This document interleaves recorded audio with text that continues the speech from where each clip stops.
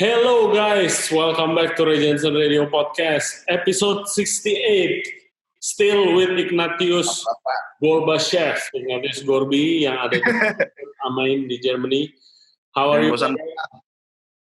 Baik. Gimana di sana? Keadaan sudah mulai membaik atau masih goyang-goyang nih COVID?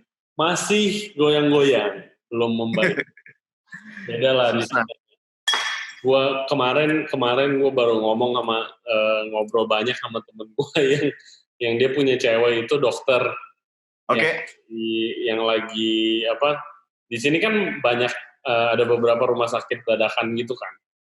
Kayak contoh. Maksudnya dadakan? Oh, yang buat itu corona. Iya, jadi kayak apartemen Kalibata itu satu di rumah sakit. Satu gedung jadi rumah sakit. Terus Wisma Atlet satu area itu jadi rumah sakit. Terus gue actually mau ngobrol-ngobrol sama dia kemarin, kayak ceweknya cerita kayak gila banget coy, kayak ada ribuan di sana, masih ribuan yang terinfeksi. Iya, yang terinfeksi, ada yang terinfeksi tapi nggak kenapa-napa tapi positif, ada yang parah banget kayak gitulah. Iya, kacau banget emang. Makanya gue juga bingung Indonesia gimana nih. Ini kayak belum peak-peaknya masalah coronanya juga kan, belum sampai di puncak. Kalau menurut gua di Indo, I'm not an expert, tapi kalau menurut gua kayaknya belum. Ya, but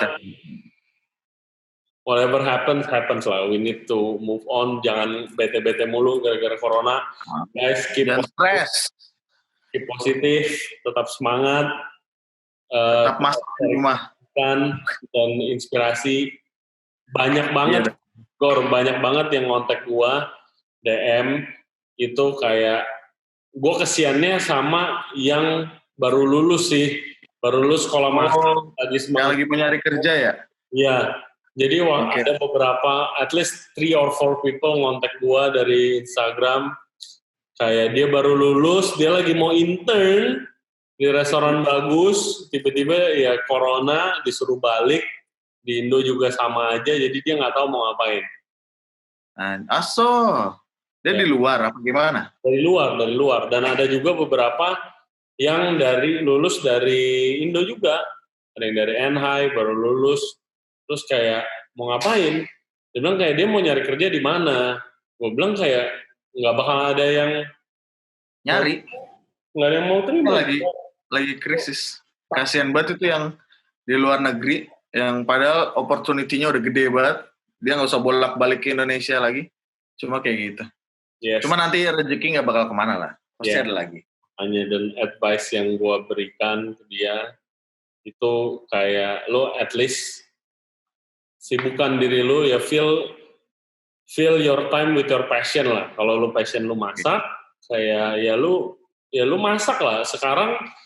Zaman sekarang kalau menurut gua nggak perlu lu sekolah masak jauh-jauh buat lu belajar masak yang proper gitu loh. Di sini buku bisa lihat YouTube banget. YouTube udah banyak banget. Lu lihat YouTube gua aja biar masaknya proper. Yoi, gila, segue bagus juga nih YouTube baru kita, mantap. Yoi man, nih gara-gara COVID nih gua nggak punya kerjaan kan, gue bingung buat mau ngapain. Terus gua daripada pusing, gue tiap hari biasanya gue 12 jam berdiri, masak, terus gue tiba-tiba stuck, diem, kepala tuh pusing, maksudnya gimana ya?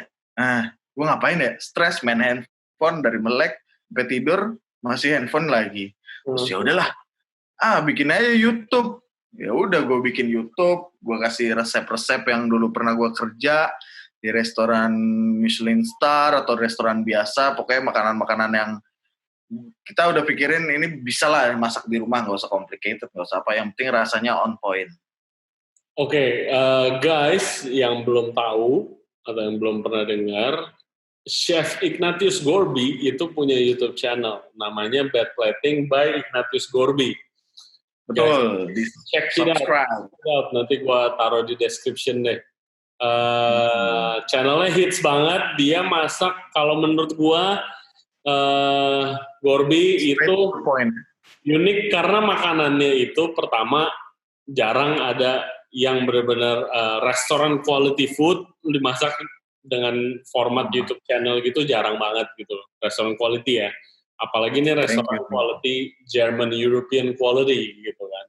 Terus lu masak dengan detail, info detail, tapi approachable dan nggak gimmicky gimana ya. Kalian tahu lah gimana gimmicky gitu kan di kalau cooking masak channel Indo. No offense to Will Goss, Arnold dan lainnya. No offense. Tapi menurut gua, bro, no offense lah. Mereka doing a lot of service. Doing their job. Kita cara approaching-nya beda. Kalau mereka kayak begitu ya begitu, gue nggak bisa kayak gitu. Iya, with that being said, kayak cooking channel di Indo, khususnya yang gede kayak Chef Arnold punya atau Will Goss segala macam dan yang lainnya masih banyak lagi. Itu kayak they're doing a really good service buat supaya orang Indo banyak yang masak. Pertama yang coba masak.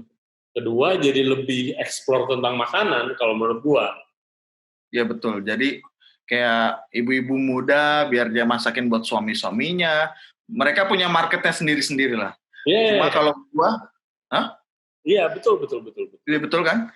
Cuma kalau gua tuh kayak gua pengennya kayak kan banyak orang-orang yang lulusan dari sekolah mana baru mau cari pengalaman atau mau nyari gimana sih masak di luar negeri gitu ya, makanya gue mau ngincernya tuh sebagian kecil orang itu supaya dia pas kerja buat orang lain dia udah punya basic atau apa gitu. At least. Oke, lu ada di Jerman. Gimana cara prosesnya lu make sure ini makanan orang Indo bisa coba masak dan di rumah. Gimana? Itu dong, R&D. R&D Research and Development. Gue kadang-kadang suka ngecek bahan-bahan di Tokopedia. Gue cari dulu, ada nggak nih kalau gue mau masak itu, Pak, gue nggak bohong. Terus gue tanya temen gue, ada kan dia istrinya kayak, mereka baru join, maksudnya baru reunian. Istrinya dibawa ke Jerman, terus lidahnya juga masih lidah Indonesia kan. Kadang-kadang gue panggil, ayo makan rumah gue nih, tes gitu. Enak, bisa, kira-kira bisa dibikin Indo nggak? Bisa, ya udah, gue bikin kayak gitu. Terus jadi gue pikir barang-barang yang ada di Indonesia ya gue puter-puter aja di situ. Dan ini saking hitsnya guys, dia Chef Gorby itu diliput di Whiteboard Journal. Oh iya, itu apa sih tuh? Buat dikirimin DM lu di sini, lu di sini, lu di sini. Gua kayak ini Whiteboard Journal apa sih? Gue masuk sini kayak gue sebel banget gitu. No offense man, gue aja nggak tahu. Aduh man, ya tapi congratulations lah. Obviously you're doing a great job. Thank you. The key is consistency. Ya kan, yang penting lo upload aja terus. Nah terus sekarang udah kerja. Udah mulai kerja, mulai tanggal 15, cuman kita nggak... Maksud gua lu udah kerja, YouTube lu gimana? Gue kira jadwal gua kerja sekarang. Gua masih banyak stok kok video. Jadi kalau gua misalnya bikin makanan sekarang ya bisa diupload buat 3 minggu lagi. Gua punya spare video banyak. Okay. Masih aja, tunggu aja guys, tunggu. Oh mantap. Terus lu selain bikin video di YouTube, lu ngapain lagi bro buat mengisi keseharian lu masa karantin? Beres-beres rumah coy. Kalau ada barang-barang di gudang yang gak kepake, gue jual lewat Facebook atau apa. Kalau enggak gue ke hutan, iseng-iseng nyari yang kayak beberapa minggu lalu kan wild garlic. Gue cari-cari wild garlic ya, gue bikin pesto atau gue bikin oil atau gue jalan-jalan. Suntuk juga kalau di rumah lu, di rumah doang, mau ngapain? Bro, kalau di Germany atau di Europe in general gitu, kayak banyak gak sih kayak di Indo yang kayak lu, kalau di Indo nih, di komplek gua aja ya, di komplek gua doang, itu kayak makanan dari seluruh dunia tuh ada bro. Ada yang bikin sushi, PO bikin sushi, gua bikin bakmi and food. Ada PO bikin barbecue, smoke meat, ada yang bikin bakso goreng, ada yang bikin Indian food. Oke. Kalau di sini Segala nggak ngelihat. kalau di Europe lu lu kenapa nggak buat PO aja gitu? Bingung cuman gue 2 hari yang lalu kayak bikin putri salju. Putri salju. Kue putri salju, gue liat nih bentar lagi lebaran nih bikin putri salju. Terus gue pernah kerja sama orang, dia pernah kerja di Aqua itu, pastry chef-nya. Di sini ada. Tunggu, Gor. Guys, Aqua ini one of the best restaurant di Germany. Jerman. Dia 3 Michelin star di Wolfsburg. Bukan air minum, coy. Oke. Iya, dia 3 Michelin star, waktu pas itu dia di bagian pastry-nya. Terus di Bitlabu kerja sama gua kan, bareng, kita bikin petit four-nya pas lagi Natal itu kue kayak putri salju. 1:1. Cuman, ada rahasia resepnya, makanya gue bikin di rumah, gue kasih pacar gue kasih temen-temen dites. Nih, gimana nih kalau gue jual? Anjir, gue belum pernah makan kue kayak gini. Oke, kita jual, gue buka PO sekarang. Lu buka PO sekarang jualan putri salju? Iya, buat Ramadan. Di Jerman? Iya, kan banyak anak PPI. Kita incer aja anak PPI. Nice bro. Ya, iseng-iseng. Gue mau lihat marketnya gimana. Lu tawarin orang Jerman lah, pasti bingung gak sih? Ya ada, cuma kue itu ada di Jerman. Cuman mereka makannya itu pas bulan Christmas. Namanya apa putri salju kalau di Jerman? Vanilla crepe. Pokoknya nanti gue message, lu tulis di bawah. Ada. Bentuknya kalau dia bulan sabit gini. Ya putri salju bulan sabit kan? Nah, gue taunya bulat. Gue taunya bulan sabit. Oke, anyway. Oke. Cuma kalau gue bentuknya bentuk bed plating. Karena gue males, jadi gue buletin terus gue pencet pakai jempol. Kayak nyoki ya. Ya pokoknya rasanya enak banget, lo belum pernah membayangkan. Nanti deh kalau gue ke Indo kita bisa bikin-bikin. Gokil. Please bikin. Oke. Terus guys, yang belum nonton podcast kita sebelumnya, please kalau bisa pause nonton dulu karena ini bakal melanjutkan topik yang tadi. Episode 67 ke 68 ya? 67. Sekarang 68.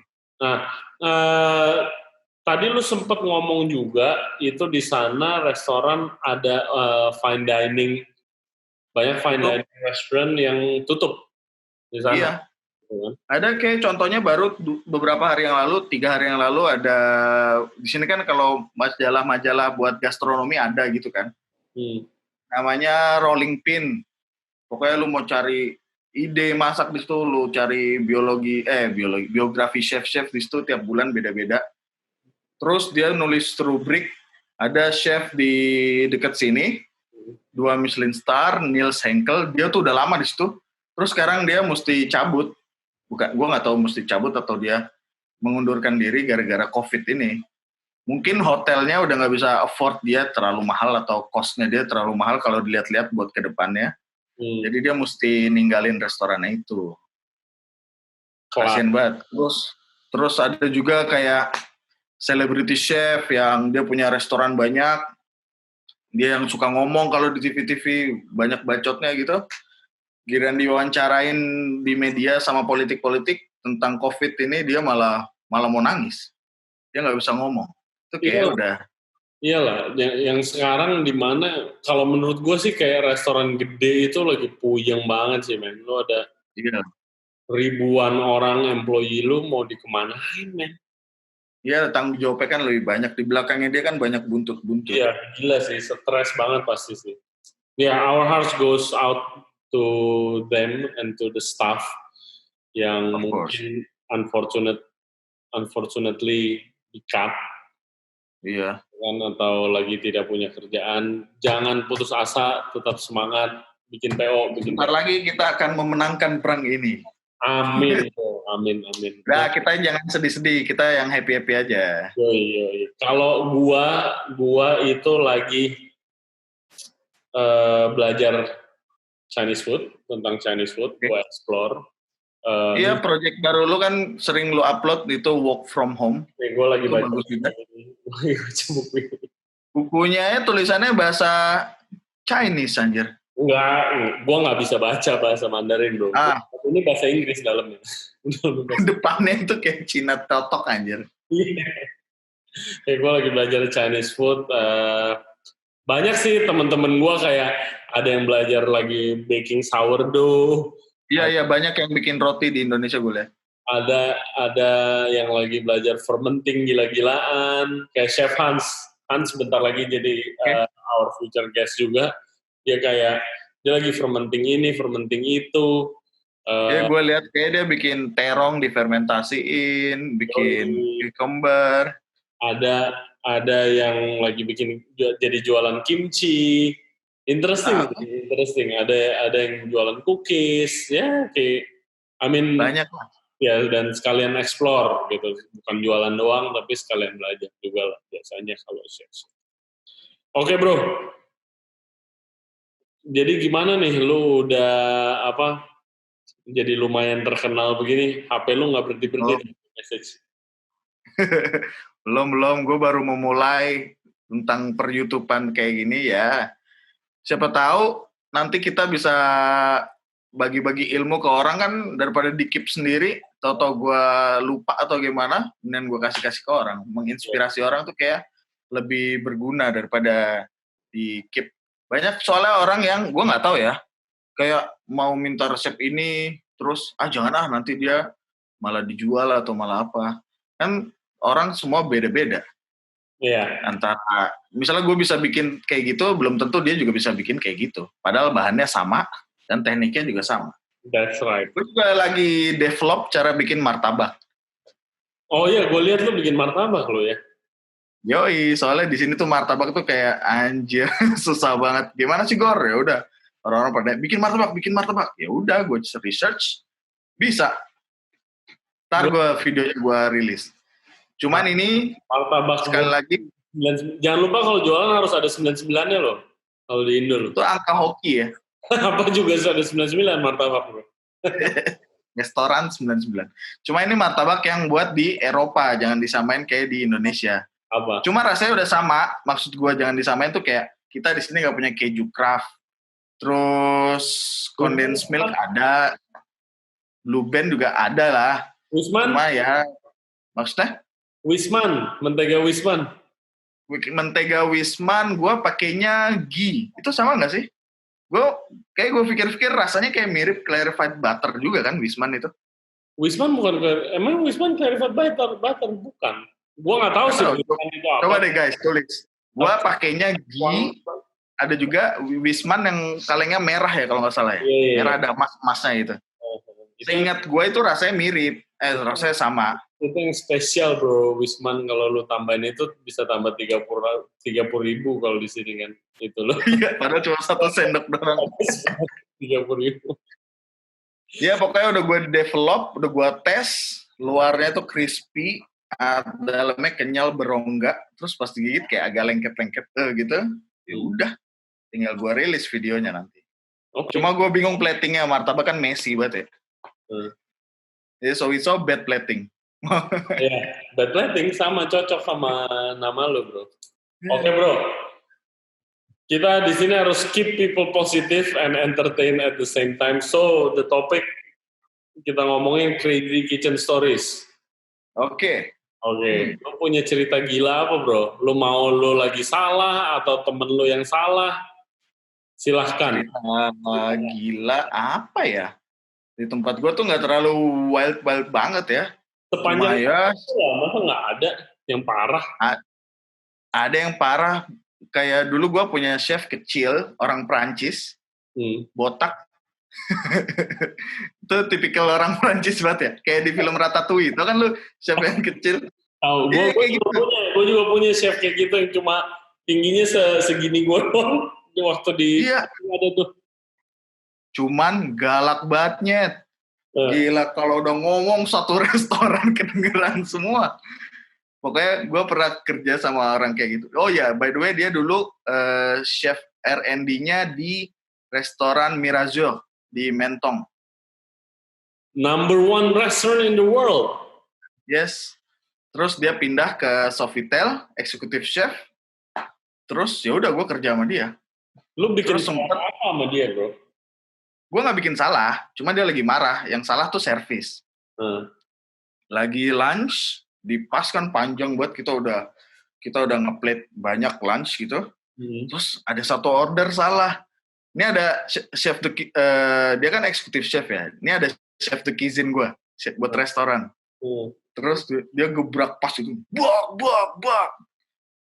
Kayak shit, what are you doing? Blah blah blah. You're making mistake. We are in the rush hour. Gitu. Terus sampai executive sampai chef the kitchen gue nyenggol. Gue di entremeti kan.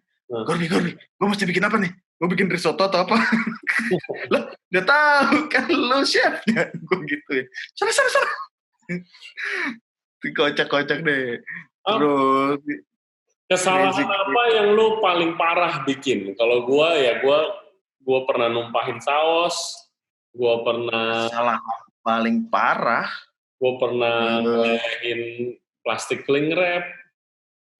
Gue sendiri directly sejauh ini gue nggak pernah sih. Paling gue yang gue inget juga kayak dulu kita mau bikin beef carpaccio ya. Terus kan kita butuh buat lunch tuh kayak udah banyak banget anjir daging. Kalau beef carpaccio kan mesti dibekuin ya. Karena mau di slice tipis banget kan. Iya betul. Dagingnya tuh segini tebelnya. Kalau file digituin gue dapet yang Argentina yang tebel segini. Tengahnya masih empuk gitu. Anjir, gimana nih? Kan dia kayak baru 4 jam, 5 jam yang lalu belum beku sampai ke tengah banget. Cuma kita udah butuh. Ya udah gue potong agak tebel lah. Pokoknya biasanya kan tipis kertas gitu kan. Gue potong agak tebel, gue cobain. Pasti bisa lah. Terus gue send. Kirim. Ternyata ada yang balik 2 lembar. Masih normal. Yang balik 3 lembar, anjir, udah deg-degan kan gue ya.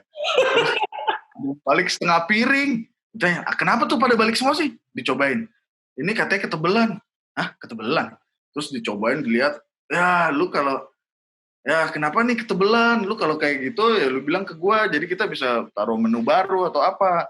Ya gue pikir, ya udah ya salahnya gue. Gue pikir kita ya mesti send ini. Jadi Cuma nggak diomelin, nggak diapain, cuma bilang next time kalau itu lu mesti reaksinya lebih cepat sebelum kita lunch service. Oke, udah gitu doang. Selebihnya ya gue paling ngeliatin temen gue diomelin atau ada orang service yang diomelin terus dia marahnya ke kitchen, ngerti nggak? Ngerti banget. Jadi kita lagi kerja, terus ada orang lain bikin kesalahan, terus yang kena kita juga, padahal itu bukan kesalahan kita. Ya, itu udah pasti lah. Kena satu, salahnya siapa, yang kena semua. Biasanya kalau chef. Iya, kayak orang lagi order apa, salah, udah di plate, piring, dilempar ke tembok. Yang bersihin, kasihan pada bingung, kenapa nih ada orang dibunuh ya? Dia pada bingung. Ada lagi servis, temen gue butuh kayak saus chimichurri, tau kan lo? Yang hijau itu, dia udah habis, terus dia mesti bikin cepet kan, dia harusnya dipotong, dia masukin ke Vitamix, terus lupa ini, enggak ke blender, terus dia lupa turbonya nyala kan ke atas, dia onin, terus tutupnya tuh nggak ditutup, dia kan biasa pakai apa sih, kalau yang buat masukin di oven tuh yang kayak besi itu, daging, tray kecil gitu. Boom, ke atas terbang anjir. Semua hijau semua. Itu kocak-kocak banget dah. Terus kita videoin, tapi habis servis malah jadi cerita lucu. Iya, biasanya kalau begitu habis servis baru tuh jadi cerita lucu. Iya. Paling sering tuh anak-anak aprongti itu lucu-lucu. Yoi. Kalau di sini kan ada makanan namanya schnitzel. Schnitzel kan kalian schnitzel? Ya daging yang ditepungin terus digoreng. Terus kadang buat anak aprongti baru datang gitu, kita bikinnya dari lap. Lapnya dipotong kayak daging gitu. Terus kita telurin, kita tepungin, kita goreng. Nih makan. Iya, di situ mereka pada bilang, chef nih saya makan. Oke, terima kasih ya. Iya, dimakan. Dibuka, Gak bisa dipotong nih. Ya kolap isinya. Ya klasik-klasik jokes kayak gitu. Ya, men, kalau di sana tuh lucu ya, kayak ngejokes kayak di ospek gitu ya, kayak apa, diisengin dulu kan kalau apprentice. Iya, diitungin. Apa, Kadang-kadang lu disuruh apa? ke toko apa, beli. Kalau di sini, apa ya bahasa Indonesia ya? Jinten. Cumin, Jinten ya. Ya, cumin. Di sini biasanya anak-anak baru masuk kulinari gitu disuruh beli bahasa Jermannya Kummelspalten. Jadi kayak alat pemisah jinten. Lu bayangin aja jinten segini gini. Cari alatnya anjir. Iya, pada mereka, hah? Oke, lu nyarinya di mana? Di toko material ada. Oke, mereka besoknya pada ke toko material kagak ada. Alat pemisah Jinten, kalau ada gue mau tuh. Iya. Kummelspalten. Coba lu caranya. Gue butuh alat pemisah jinten ya buat besok. Soalnya kita mesti misahin jinten. Oke. Gue gak kena. Cuma gue ngeliat temen gue gituin anak yang baru di bawah gue. Oke, terus dia besok ke toko material, ke sana. Terus katanya abang-abangnya nggak ada. Mungkin lu dikerjain chefnya gitu. Terus dia, lu ngerjain gue ya? Ya iyalah, mana ada alat kayak gitu. Bodoh. Iya, gue pernah lihat waktu gue kerja di Prancis, itu anak apprentice yang kayak junior banget lah, kelihatan masih muda banget. Ada Iya. 2 orang, 1 cowok, 1 cewek, masuk disuruh apa gitu. Diisengin, disuruh itu men, disuruh ngecop tepung. Iya itu juga tepung dicop sampai itu ya, sampai rata banget. Iya, Sampai dia bisa kayak di bakso train. rata banget deh, lo harus detail oriented apa. Kayak itu anak nggak ngerti apa-apa, kayak dia ngecop tepung bro, kayak ada kali Iya. 1 jam, gue kayak mau ketawa, tapi nggak enak kan. Iya, banyak banget jokes kayak gini. Di Indonesia kayak gitu nggak sih? Nggak, di Indonesia nggak ada begitu sih bro. Di Indo nggak ada begitu, gue belum pernah lihat chef mecahin piring karena mahal, mau Kos. dibantai sama investor lu kalau lu pecah-pecahin piring. Iya. Gue pernah kalau di Fish gue lagi marah banget tuh, gue lagi marah gara-gara ada anak apprentice gue. Oke. Lu ngambil apprentice juga di FIS? Gara-gara kenal, jadi basically ada temen gue punya teman, dia bilang ini dia udah hampir seumur gue yang mau apprentice ini. Oke. Dia bilang dia pengen banget kerja di kitchen, pengen banget. Gue bilang, dia sebelumnya udah punya kerjaan gitu. Udah punya kerjaan, kalau nggak salah DJ atau apa gitu, musisi lah. Terus dia pengen banget kerja gitu kan. Terus habis itu di kitchen. Oke, fine. Gue kasih lah kerjaan di kitchen yang simple as an apprentice. Gue gaji, tapi gue gaji kecil banget. Gue bilang gitu. Gue bilang nggak apa-apa. Dan semangatnya gede, kemauannya gila banget menurut gue. Terlalu banyak energinya ya. Ya, tapi nggak punya skill gitu kan. Waktu itu, hari itu gue inget gue lagi marah banget sama dia gara-gara dia lagi masak bubur ketan hitam. Kebakar. Gue bilang, lu masak bubur ketan hitam jangan ditinggal, diaduk aja terus. Gitu kan. Sampai kapan, Chef? Sampai gue datang, gue cobain, terus gue bilang udah matang. Gitu kan, simple kan. Ini dia enggak, dia tinggal, gosong. Dan kalau di restoran guys, bukan cuma 2 porsi, kita bikin 3 kilo bubur ketan hitam, gosong. Terus habis itu gosong, jangan diaduk. Jadi lu yang bagian atas masih bisa di salvage kan? Diaduk terus semua. Diaduk bro, gila, hancur. Gue udah ngamuk tuh, gue buang semua. Mungkin itu Nordic tuh. Burn black glutinous rice. Burn black rice. Iya. Terus lagi malam itu servisnya dia bilang dia mau coba bikin roti panggang. Oke, jadi siangnya udah gosongin ketan, malamnya mau ikut servis. Ini di hari yang sama. Terus habis itu dia bilang mau bikin roti panggang, boleh gak dia coba yang bikin? Karena lagi ada order. Terus gue bilang, lu yakin lu bisa? Bisa, Chef. Oke. Emang gimana? Apa? Memang gimana bikinnya? Ya roti lu mentegain, lu taruh grill, kelar. Oke, gampang. Semua orang bisa lah harusnya. Harusnya. Gosong sekali. ya kan? Nggak apa-apa, coba lagi. Gosong 2 kali. Kok bisa gosong? Nggak tahu, pokoknya gosong. Gue lagi di pas waktu itu. Gue lagi di pas soalnya, gue nggak lihat kan. Ketiga kali gosong, gue buang Lu roti. lempar. Gue lempar, gue bilang gue buang, terus gue tepok jidatnya. Gue bilang, anjing, gue gitu. Gitu kan. 3 roti. Gue belum sebegitu marah tuh, gue belum segitu marah.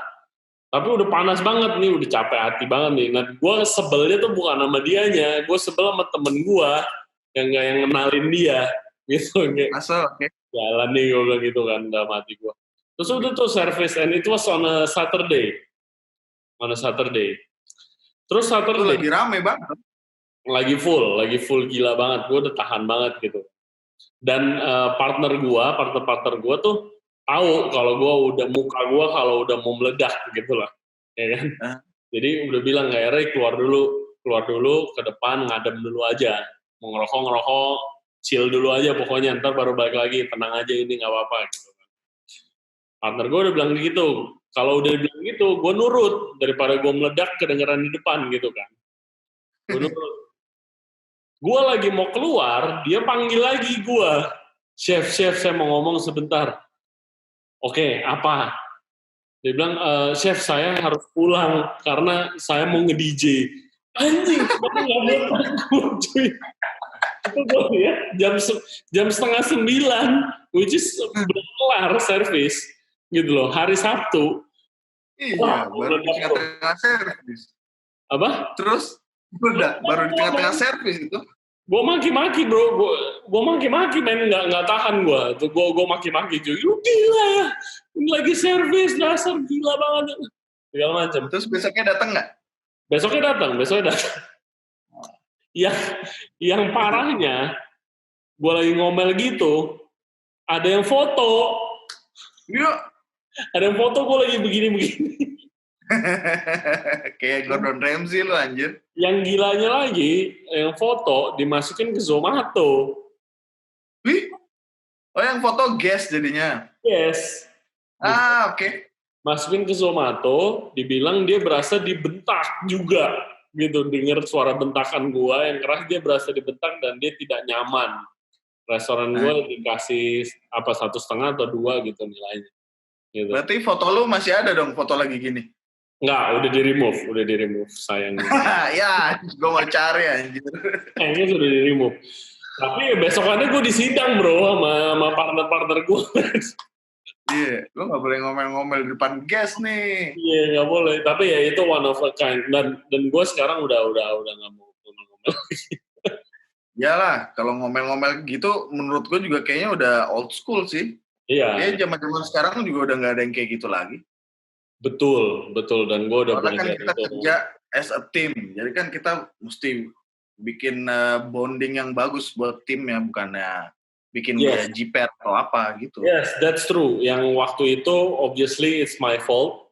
Mestinya gue bisa kontrol lebih baik gitu lah ya. Dan ya sekarang sudah belajar lebih baik lah. Iya, sudah matang. Bro, coba ceritain sedikit tentang topi lu. Topi lu keren banget tuh. Oh iya nih, banyak orang-orang nanya topi-topi. Gue dulu tuh suka main sepeda. Ini kan topi sepeda. Ya kan, topi kecil. Rambut gue juga udah mulai banyak. Gara-gara barbershop tutup semua, men. Terus gue dulu suka main sepeda dan suka pakai topi sepeda. Terus gue pakai topi yang lain-lain. Terus akhirnya gue nemuin merek ini, merek apa di Perancis, namanya Café du Cycliste, bukannya endorse ya, cuma ini yang kalau orang-orang tanya, nanti linknya bisa taruh di bawah. Ya, terus dia tuh banyak topi-topi yang gambarnya misalnya olives, ikan, atau octopus, atau citron. Terus ya udah, ini topi pertama gue ini, makanya gambar ini sama dengan gambar ini nih. Ada ceritanya, men. Ya ceritanya. Ini kan sarden tuh filosofinya ada. Gue nggak tahu ini so ide aja kali. Oke, filosofi sarden ya. Oke, filosofi. Gua ini sarden. Pay attention nih. Kenapa filosofi sarden? Sarden kan itu hidup dalam berkelompok. chill, dia ombak ke kanan ikut ke kanan, ombak ke kiri, tapi tetap di dalam kelompok. Ini tuh kopi ini gue pakai pas gue lagi opening restoran di Frankfurt, hotel Sofitel di Frankfurt. Kita sama-sama satu tim untuk satu tujuan, dan akhirnya kita nyampe di tujuan itu. Pada akhirnya gue restoran itu after dia buka 1,5 tahun kita langsung masuk Gomio. Gomio tuh kayak Michelin di Eropa. The Old Mileu tulisannya guys. Kalau misalnya. Iya, 14 poin untuk tahun pertama. Ya oke lah, ya udah. Terus banyak juga yang mau pesan, maksudnya mau beli topi ini, cuma gue bilang no. Gue gituin. This is my branding. Terus selain itu ya, jadi Sarden itu untuk mencapai suatu tujuan dia harus bekerja bersama timnya. Jadi kita nggak bisa hidup sendiri. Terus jadi satu tim kitchen tato Sarden? Kagak, gue doang lah. Masa semuanya nanti ada yang dimarahin pacarnya, ngapain lu tato Sarden? Ya udah. Lu ada rencana nggak sih Gor buat balik ke Indo? Tadinya nggak tahu ya. Tadinya tuh terakhir gue balik tuh kayaknya, apa gue udah saatnya balik ya? Gue takutnya ketinggalan kereta atau apa. Maksudnya ketinggalan kereta tuh ketinggalan momen gitu. Iya. Terus tahu-tahu ada COVID kayak gini, gue jadi mikir lagi apa. Iya sih, kayak semua plan-nya tuh jadi bingung, jadi buyar. Very, very exciting time sih. Kemarin banyak banget restoran yang baru buka. Iya, betul. Baru buka, ya kan, itu buat, dan rencana mau buka gitu loh. Banyak juga guys yang udah jadi tamu kita yang baru balik dari luar negeri gitu, segala macam. Lagi excitingnya, tapi ya lagi on hold gara-gara COVID ini. Ya makanya gue juga jadi bingung apa yang bakal dilakuin orang setelah COVID. Apakah delivery market atau dine-in-nya tuh bakal beda banget kan? Nah, makanya itu. Gue actually sangat penasaran. Gue penasaran banget how this COVID thing will change our F&B business. Karena iya makanya mau dilihat dulu setahun 2 tahun, terus baru kita rethink. Menurut tahu nanti ada saingannya Feast atau saingannya restoran apa? By bad plating. Semuanya harus ada by bad plating ya? Gila nih gara-gara udah di Europe. Atau nanti gue bikin topi, bikin baju by bad plating. Jadi clothing brand dong. Kita bikin seafood restoran, logonya tuh Sarden aja bro. Bisa. Unik. Dan makanya sangat-sangat disayangkan aja lah ini situasi. Cuma ya kita mesti lihat sisi positifnya. Yes, exactly. Jadi positifnya apa? Positifnya pertama gue nggak pernah spend time sama keluarga gue sebanyak ini dari. Betul. Pertama itu gue nggak pernah. Biasa kita sibuk sampai rumah capek tidur kerja lagi. Yes. Cuma weekend juga kerja. Ya kan gue kita bisa ketemu. Kecuali gue, ibu gue, bapak gue di Indonesia, kakak gue, adik gue di Indonesia. Ya paling gue ketemu pacar gue doang, seminggu 2 kali, 3 kali, udah gitu doang. Positifnya juga lu bisa punya YouTube channel. Ya betul, siapa tahu nanti kita bisa membangun channel komunitas bareng sama Ray Jensen nih, bisa berada on top. Ya kan? Positifnya lagi, gue bisa, lu tau lah kalau lu lagi sibuk kerja, ya kan, apalagi di kitchen, itu basically restoran lu sepi pun lu nya bisa sibuk gitu lah. Iya. Kan. Terus jadi kayak, lu pasti ada banyak hal yang kayak, ada buku yang lu beli, ya, ntar gue kalau udah sempet gue baca, ntar gue kalau sempet, ya sekarang. Banyak buku yang dibeli belum sempet dibaca ya. Sekarang udah gak ada alasan lagi guys, jadi kalau misalnya lu gak keluar dari karantina ini, dengan nambah new skill, atau nambah side hustle, atau nambah apapun, lu nggak nambah apa-apa, berarti itu lu bukan kurang waktu, lu kurang disiplin. Kayak gitu lah. Males. Ya, kayak gitu. Itu salah satu quote yang gue baca lah, kalau lu nggak keluar dari karantina ini dengan nambah apapun, berarti lu nya nggak disiplin, bukan lu nggak punya waktu. Gitu. Jadi gue selalu pengen produktif, kayak gitu sih. Iyalah. Soalnya kalau lu nggak ngelakuin apa-apa juga ntar lu yang suntuk, kreativitas lu juga mentok. Terus pas mulai kerja lagi lu jadi udah males. Jadi aduh udah enak nih kemarin di rumah gitu. Tapi lu nanti nggak punya duit. Tinggal lu pilih aja. Yoi. Please guys, stay positive. Yep. We know it's hard. Please stay positive. Please keep yourself busy. Gua sama Gorby mau shout out dulu buat all the doctors and all the nurse yang lagi capek gila-gilaan. We cannot thank you enough, and you are the real basically. And we're counting. Stay healthy juga buat mereka ya. Jangan sampai mereka ketularan sakit bahkan. Yes. Please stay safe. Gua nggak tahu seberapa banyak pekerja healthcare worker yang nonton Ray Jensen Radio, but thank you very much. Bentar lagi banyak mungkin. Amin. Jangan lupa subscribe ke channel kita Ray Jensen Radio Podcast. Ada di YouTube, Spotify, Apple Podcast, Google Podcast, dan Anchor App. Jangan lupa follow Instagram. Kalau ada input, please comment down below. Ya betul. Atau bisa ke DM di Instagram. Kalau ada haters gimana? Ray Jensen @badplating Ignatius Gorby. Jangan lupa. Ya, YouTube channel dia Bad Plating by Ignatius Gorby. Nama gua aja lah biar nggak ribet-ribet.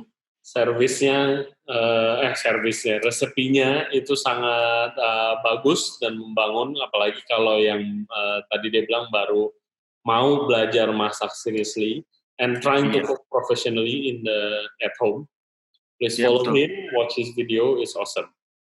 Okay guys, thank you, man. Stay safe, stay healthy. We'll see you next time. Bye-bye. Bye.